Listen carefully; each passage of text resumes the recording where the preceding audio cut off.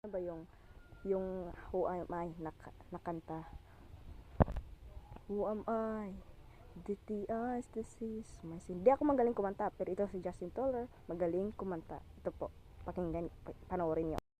Narinig nyo na ba to? I am a flower quickly fading, here today and gone tomorrow, a wave tossed in the ocean, vapor in the wind. Ang title nito ay Who Am I by Casting Crowns. It is a contemporary Christian song at hindi ito worship song. Ang worship song ay naglalaman ng mga lyrics na puro pagsamba kay God. Kumbaga, ang mga lyrics ng mga worship song ay walang tungkol sa tao, kundi papunta lahat sa Diyos. Puro papuri sa Diyos. Again, ang worship song ay paganon, hindi paganito or paganyan. Itong kantang Who Am I is not a worship song, but it is a personal reflection song. Kasi kung babasahin at papakinggan mo yung lyrics, talagang ire-remind ka nito na mahina tayo bilang mga tao, may hangganan ng buhay natin, madali tayong matukso, madali tayong magalit or makagawa ng kasalanan. Pero sa kabila ng lahat, pinapakinggan pa rin tayo ni Lord. Inaalalayan pa rin tayo ni Lord. Pinapakita ni God na sobrang mahal niya pa rin tayo sa kabila ng ating mga kasalanan. Gusto kong lyrics dito yung